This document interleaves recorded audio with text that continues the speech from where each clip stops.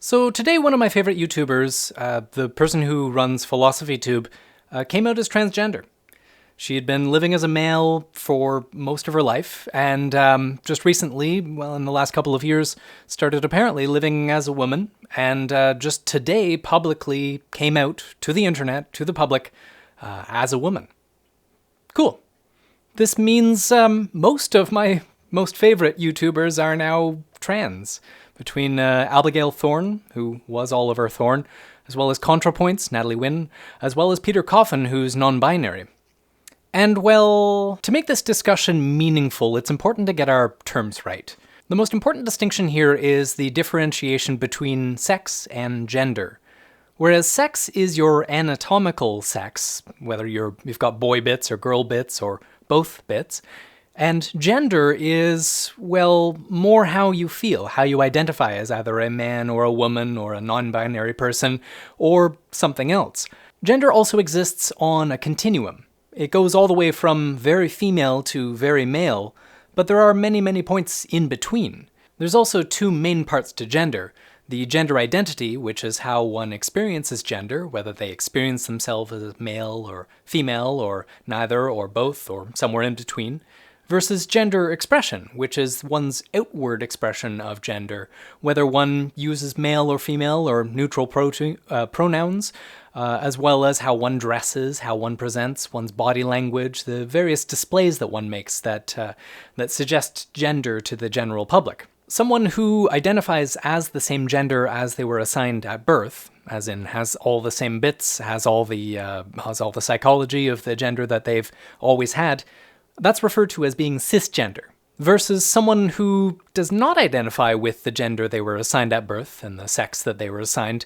That might be someone who is transgender. There's also people who are gender non-conforming, people who do still identify with their gender assigned at birth or what they've adopted, but don't really conform to the behaviors, the norms of that gender, who might be culturally bucking the trend of their gender of choice.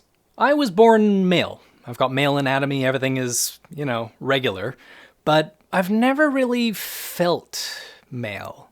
Not truly, at least. I certainly pass as male and I basically live my life as a male, but I've never really been able to wrap my head fully around that notion. Even from an early age, I never really felt that way. I didn't really get along with other boys my age. They always seemed too aggressive, not emotionally mature enough. I just didn't really fit in. And the play styles and the behaviors of other boys my age just didn't really seem to make sense to me. I always felt more comfortable being around girls, and I ended up having mostly female friends from a relatively early age. I also experienced a certain degree of body dysmorphia.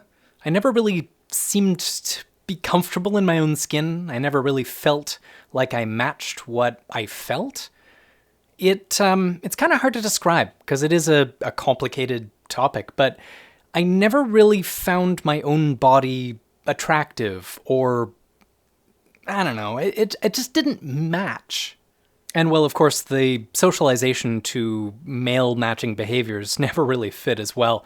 I was always encouraged by male figures to be a man, toughen up, hold yourself like a man, and don't do that. You look like a sissy or a girl or whatever. And it didn't feel natural to do those things, to suppress the flowy way that I moved and the I don't know. I did a lot of prancing as a kid, and I enjoy prancing, okay? I'm a prancer.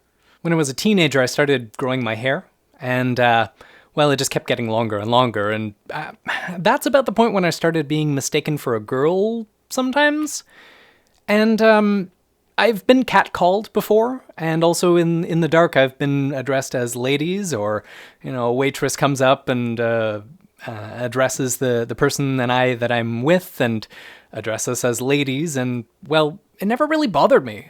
It just kind of seemed like, okay, well, that's how I look, so I'm willing to accept that. That's perfectly fine.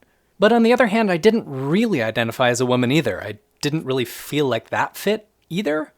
I was kind of in this middle ground where there were some attributes of male and some attributes of female, and there was really no strong attachment to either one. When I learned about gender non-binary people, it all just kind of started making sense. I certainly don't feel male, and I certainly don't feel female, but there are some attributes of both, and there's some attributes of neither as well. And I just feel normal in the way that I am. So when I started realizing that it is possible, it's acceptable, it's valid to not have gender, to not perform in a gendered way, then life just felt better. I started feeling comfortable in my skin, started being comfortable with my body. Now in maturity, I like my body. I don't mind this at all. I like my anatomy. I like my physique. I can really do whatever the hell I want to, which is nice. I have no strong need to change anything about myself. Like, I'm certainly not going to transition bodily to anything else, but it does feel liberating to be able to be the way that I am without forcing myself into one dynamic or another. I certainly don't feel any love for the stereotypical male way of being. I've never been good at that anyway, so I just gave it up. And I'm not going to do that anymore. So, whatever. As for pronouns, I'm fine with he and him, and I'll continue to use those for convenience sake, but they and them is also fine. I don't care. Gender really just isn't all that important to me.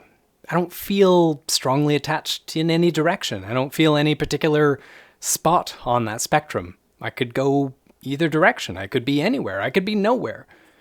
And I think there's a lot more people in that place than most people realize. It's not so much that there are more trans people now than there used to be, in the same way that there are not more gay people now than there used to be. In fact, it's always been this way. There's transgender and gay people everywhere in every culture, and there always has been. It's just now more acceptable. It's now more socially sanctioned to be able to be the identity that you are. It took a while, certainly. We've been recovering from some rather unfortunate bias and violence against people to wedge them into this binary. And binaries are easier to understand. It's much easier to process mentally whether someone is a man or a woman and nowhere in between. But to have to process nuance, to have to process that people can be one at the beginning and then the other later, or neither, or somewhere in between, it takes a bit more effort to understand the world when it's complicated that way. And, well, the world is complicated. So trying to wedge a complicated world into a simple binary just doesn't make much sense. You lose information in the process. You gain a false notion of the world. So it's time to start thinking about these things. It's time to start realizing that people aren't going to be wedged into boxes. Yes, it's fine if you identify as the gender that you were born with. It's fine to be cisgender, of course, but it's also fine not to be. And people just need to accept that. Anyway, I do these videos daily, so if you enjoy my content, feel free to subscribe to the channel. I just got my 100th subscriber yesterday, so that's pretty exciting. Sky's the limit from this point on. I'm still a small channel, but getting bigger all the time. So thanks for watching, and have a nice day. See you tomorrow.